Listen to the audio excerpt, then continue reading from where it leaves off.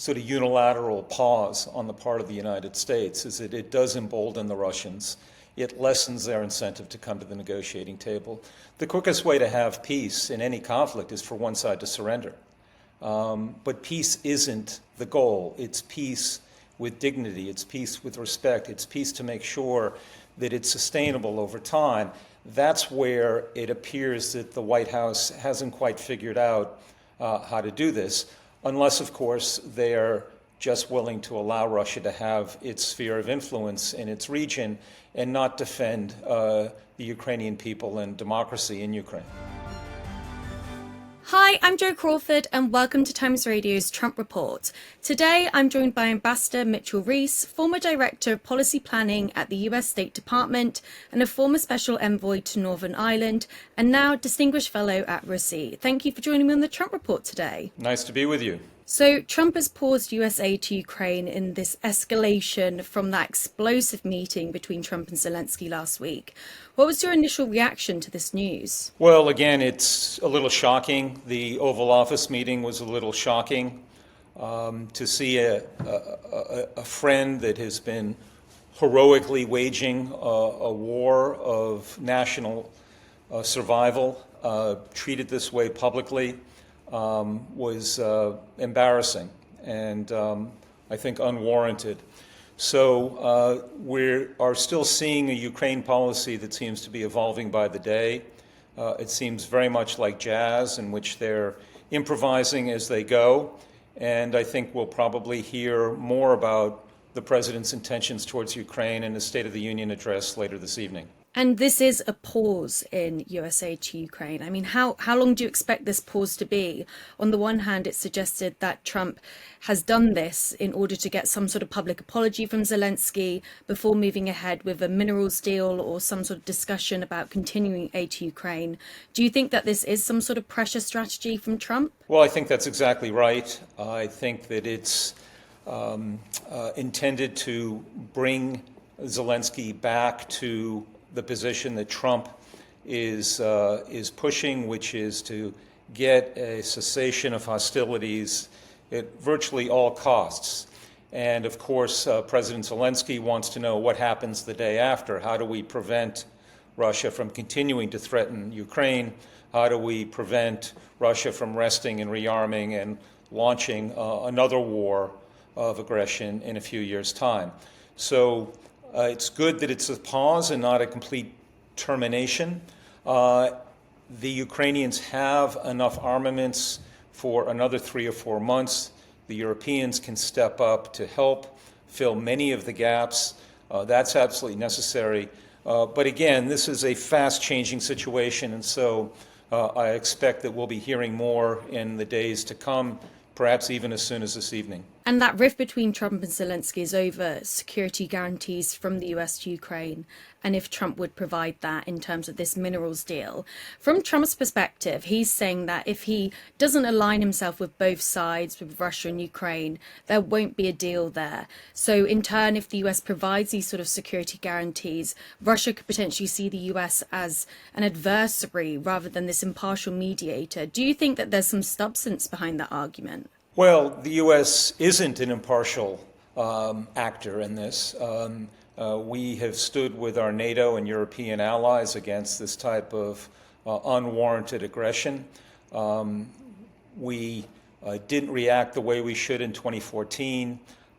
We have been slow-rolling Ukraine with its weaponry since the latest round of violence. The United States, stands for something. And so there are values at stake here, whether it be representative democracy, human rights, the rule of law in international affairs is something that Americans have proudly trumpeted throughout our history. And so, again, I think that there are a number of issues that are at stake here. The president, I think, clearly would like to end the war. He has spoken out a number of times some hard truths that the war has to end. It's just a question of what type of peace we're talking about. And I think the Ukrainians feel that Trump is pushing a piece of the grave. not a peace that is sustainable, that will allow Ukraine to maintain its independence and sovereignty. J.D. Vance, in an interview with Fox News, he was met with a lot of criticism, saying that a minerals deal with the US would be a far more effective protection from Russia than peacekeeping presence from, as he says, some random country. Now, Vance denies that he's referring to British and French troops, but a lot of people are interpreting that as him referring to Starmer's proposed coalition of the willing. I mean, what did you make of that comment? It's not the worst idea I've ever heard, that the U.S. have some economic interdependence with Ukraine going forward. The problem there and the difference with a security guarantee is that American workers, contractors, can be withdrawn when tensions heat up. And in fact, why wouldn't they be? They wouldn't stick around. They're not going to serve as tripwires as soldiers would, which we had for decades in West Berlin. Again, it's not equivalent. And the idea also that you're going to shake down an ally when they're really suffering after 3 years of war, I think also doesn't sit terribly well with the American people. Trump, he did recommit the US to NATO Article 5's Mutual Defense Pact. He did. I mean, in terms that would potentially suggest that if American contractors, for example, were targeted by Russian forces in Ukraine, then that would trigger a US response. But are you saying that you think if there was any sign of threat, US contractors would probably be removed from Ukraine? Well, I think it's overinterpreting it to say that if an American citizen's killed in Ukraine, it's going to trigger Article 5. I don't think that's the way Article 5 was intended to work. That's not the way that anybody imagines it working. And to be candid, there are Americans on both sides of the political divide that don't think that the United States should extend an Article 5 security guarantee to Ukraine. It involves the United States in a way that a lot of Americans would be uncomfortable with. Now, that said, there are other things that we can do to reassure Ukraine and to deter Russia. And what has been so worrying to many of us is that the president seems so one-sided in pressuring Ukraine, and we're not seeing or hearing anything that he's saying to Putin other than some very positive, flattering things that the president mentions from time to time in public. The Kremlin said that this pause in aid is the best contribution to the cause of peace. But one could technically argue the opposite. I mean, US aid has been vital for Ukraine's defense against the Russian invasion. And without it, we heard from a Kremlin spokesperson, for example, they ruled out territorial concessions, as well as no negotiations around the status of the 5 Ukrainian territories that they've claimed to have annexed. Without this aid, what's to stop Putin from further pushing his invasion into Ukraine, completely blowing any chances of peace talks out of the window? Well, you've just put your finger on one of the flaws of this type of sort of unilateral pause on the part of the United States, is that it does embolden the Russians. It lessens their incentive to come to the negotiating table. The quickest way to have peace in any conflict is for one side to surrender. But peace isn't the goal. It's peace with dignity. It's peace with respect. It's peace to make sure that it's sustainable over time.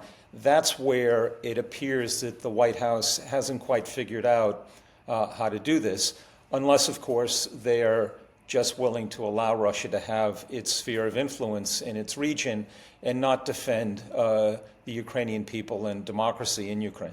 Keir Starmer, it's believed that he was blindsided by this decision by Trump, but it also is going against Starmer's and other European allies' moves to ramp up their own defence spending, as well as devising ways to put in place some sort of peace plan.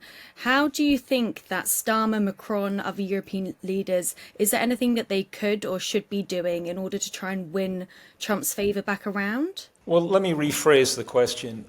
I think the better question is, what should the Europeans be doing in order to support Ukraine and enhance European security? And there are lots of things. President Trump wasn't wrong calling on the Europeans to increase their defense spending. They still are woefully short of what's needed given the threat environment that they face. There's also $300 billion in frozen Russian assets that the Europeans could seize. There are troops that they could deploy to Ukraine. There are ways in which they could rearm Ukraine. They could cut a minerals deal with the Ukrainians. Why should they let the United States have the advantage and American firms have the advantage doing it? There are a variety of things that the Europeans can do, but their military muscles have atrophied to such an extent over the decades by being over-reliant on the United States that they're now having to relearn how to actually stand up their defense industry, rearm, explain to their people why this is necessary so that you can have domestic support as this goes forward, and to be a more equal partner of the United States. Those are all things that the Europeans can do without the White House's approval or support. And frankly, they're long overdue. And again, many, many Americans on both parties would welcome a more robust European defense posture. If we look at the amount of military hardware that the US is providing Ukraine, it's believed to be around 20%. I know that Europe is supposed to be providing around 25%, but that still leaves quite a big gap there for Europe to fill. Are you effectively saying that Europe should not try and reconcile its relationship with the US, instead look at other means first? Oh, of course the United States should reconcile with the United States and should remind the president that 86% of all U.S. military aid to Ukraine is spent in the United States. This military aid is creating jobs for Americans across all 50 states. And therefore, if we're going to slow roll or pause the aid to Ukraine, it is going to have a domestic impact that I think the White House should be sensitive to. Most Americans support Ukraine. Again, both parties. Most Americans do not trust or like President Putin. Again, both parties. There are levers or cards, to use the president's vernacular, for the Europeans to play here. They just need to be united, and they need to figure out how to get on with it, trying to bring the United States along with them, but acting anyway, because it's in their self-interest to do so. We are hearing reports from the White House that they're potentially drawing up plans to give Russia relief in some way from American sanctions to try and restore ties between the two countries. It's not clear yet how the US may benefit from this. However, it does appear that Russia has agreed to aid the US in negotiations on Iran's nuclear program. I mean, what do you make of that? Well, I saw some of those reports also. I can't think of anything less helpful than having Russia mediate or facilitate negotiations with Iran. Right now, the Iranians are suffering tremendously domestically. Their economy is a shambles. Their people hate the ruling regime. This is a time when maximum sanctions, President Trump's first term approach to Iran, would seem to be absolutely applicable. And so, again, I can't imagine how having Moscow intervene at this point is going to be beneficial to the United States and to our goal in the region, which is to make sure that Iran never has a nuclear weapon and it no longer continues to destabilize our friends and allies across the Middle East by supporting terrorist groups. And I guess it then falls back into that idea again that if Trump strengthens those ties with Russia, for example, then what negotiating power would Trump have if Russia decides to invade Ukraine again? Well, I think that he is giving Putin an open field, and that if this policy continues, as you said earlier, Moscow would have little incentive to actually come to the negotiating table the way that I think the president sincerely wants. I think he genuinely wants to end this war. And it's just a question of what tactics can you advise in order to most facilitate this. And the ones that he's adopted, frankly, seem a little mysterious to me. I'm not quite understanding what the negotiating strategy here is and whether it's simply to end the conflict at all costs, regardless of what it means for the future of Ukraine, which is something that I don't think that any of us would be happy supporting. It's believed that Zelensky is potentially being advised to try and make amends with Trump following this rift. How would you advise the Ukrainian president to approach this? Well, I think he has to try to make amends. It's what's happened. You can't undo it. I think that there are things that he needs to say and do, and to have Ukraine's friends in Washington say and do. It's not just to the president, although that's essential, but it's also to other people in the administration. Ukraine has lots of admirers out there. All of these people need to be able to weigh in and to ask the president to reconsider his approach to Ukraine, to meet with Zelensky again, to try to work out a negotiating pathway forward that doesn't put Ukraine at such a tremendous disadvantage as it now appears. So it's not just the one-on-one, although that's essential.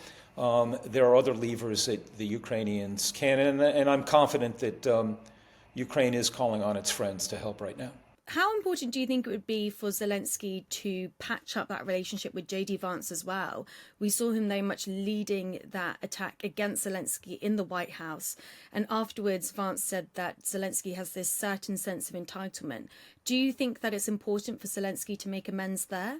Well, I'm not sure what role the vice president is going to play, but I spent a lot of my career negotiating with both foreign governments and with non-state actors. And one of my rules is you never want to make these discussions personal. So whatever's happened, it's happened. Try to check your ego.